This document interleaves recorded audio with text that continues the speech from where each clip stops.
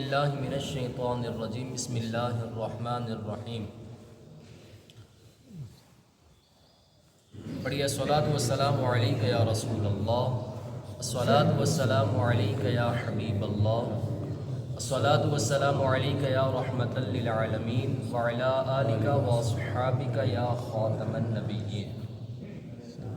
حضرت ابو ذر غفاری رضی اللہ تعالیٰ عنہ روایت فرماتے ہیں کہ پیارے آقا علیہ الصلاۃ والسلام کی بارگاہ میں غریب صحابہ کرام علیہ رضوان کا پورا ایک گروہ تشریف لایا اور آ کر عرض کی یا رسول اللہ صلی اللہ تعالی علیہ وسلم، ذہب اہل الدثور بالاجور یصلون کما نصلی ویصومون کما نصوم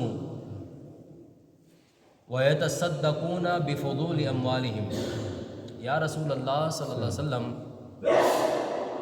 جس طریقے سے ہم نماز پڑھتے ہیں امیر لوگ بھی اسی طرح نماز پڑھتے ہیں، اور جیسے وہ روزہ رکھتے ہیں بالکل اسی طریقے سے ہم بھی روزے رکھتے ہیں، یعنی بدنی عبادات ہم بھی کرتے ہیں وہ بھی کرتے ہیں،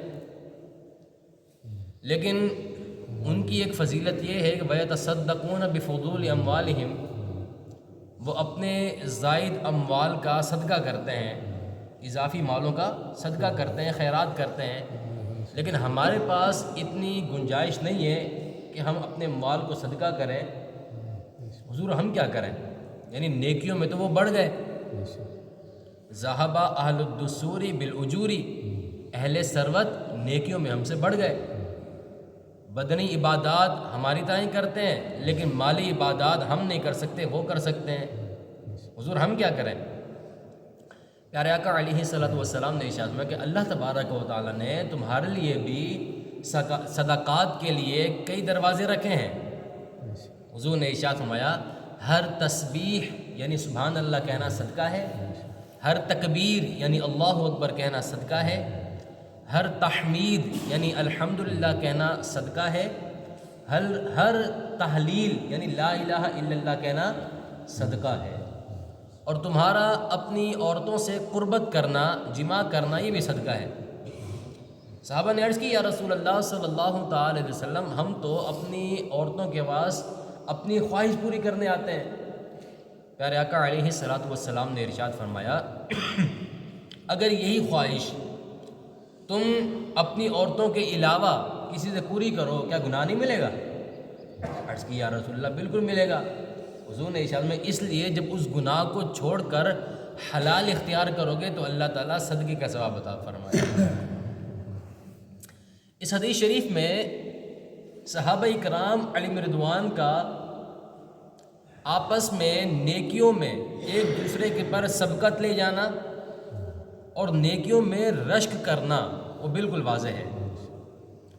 ہم تو دنیاوی اعتبار سے کوشش کرتے ہیں نا کہ اگر ہمارا رشتہ دار، ہمارا دوست اگر بینک بیلنس میں ہم سے زیادہ ہے، ہم کوشش کرتے ہیں یار میرا زیادہ ہو، اس کی کوٹھی 2 منزلہ ہے میری 3 منزلہ ہو، اس کے پاس 4 گاڑیاں میرے پاس 8 ہوں، یعنی دنیا کے اعتبار سے ہم کوشش کرتے ہیں کہ ہمارے پاس دوسروں کے مقابلے میں زیادہ مال ہو، جبکہ صحابہ کرام علیہ رضوان کی یہ کوشش ہوتی تھی کہ ہم جتنا زیادہ ہو سکے دوسرے صحابہ سے نیکیوں میں بڑھ جائیں، اور نیکیوں میں بڑھنے کے لیے وہ کئی طرح کے راز تلاش کیا کرتے تھے، کئی طرح کے راستے تلاش کیا کرتے، کوئی راستہ مل جائے کہ میں دوسروں سے نیکیوں میں نکل جاؤں۔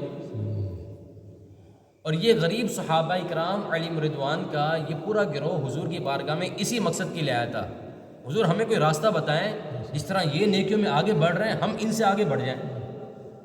حضور نے ارشاد میں وہ اپنے اموال کے ذریعے سے صدقہ کرتے ہیں، تم اللہ تعالیٰ کی تسبیح پڑھ کے صدقہ کرو، سبحان اللہ، الحمدللہ، اللہ اکبر، لا الہ الا اللہ یہ پڑھ کر صدقہ کیا کرو۔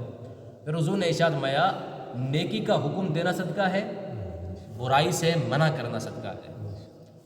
پہلے جس 4 چیزوں کا حضور نے ذکر کیا، تسبیح، تحمید، تکبیر، تحلیل، یہ نفلی صدقہ ہے، جبکہ نیکی کا حکم دینا اور برائی سے منع کرنا یہ فرائض میں آتا ہے، یعنی امر بالمعروف و نہی عن المنکر یہ فرض کفایہ ہے۔